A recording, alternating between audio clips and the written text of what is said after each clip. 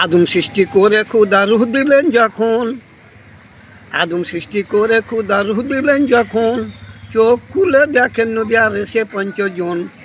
খোদার কাছে পুছেন নবী প্রথম সৃষ্টি আমি, খোদার কাছে পুছেন নবী প্রথম সৃষ্টি আমি, তবে কেন আর এসেছে পঞ্চমুখ খানি।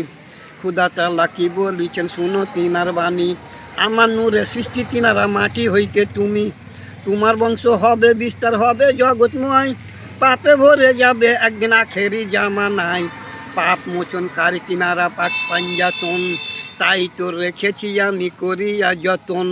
পাঞ্জাতনের একজন হলেন দেখো মোদের নবী, সব সময় মনে রাখো ধ্যানে তিনার ছবি। সস্তাতে ছিলেন তিনি নামে আহমদ, সৃষ্টিতে এসে তিনি হলেন মোহাম্মদ। হাসান আর হোসেন ছিলেন তিনারা দুই ভাই, জহরে হাসান শহীদ হোসেন কারবালাই।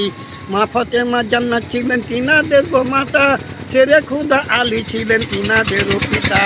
আদম নবী ক্ষমা পেলেন ওই নামের গুণে, ইব্রাহিম নবী বেঁচে ছিলেন নমরুদের আগুনে। নুহু নবীর কিস্তি খুদা প্লাবনে উদ্ধারিল, পাক পাঞ্জাতুন নাম সেটাও লেখা ছিল।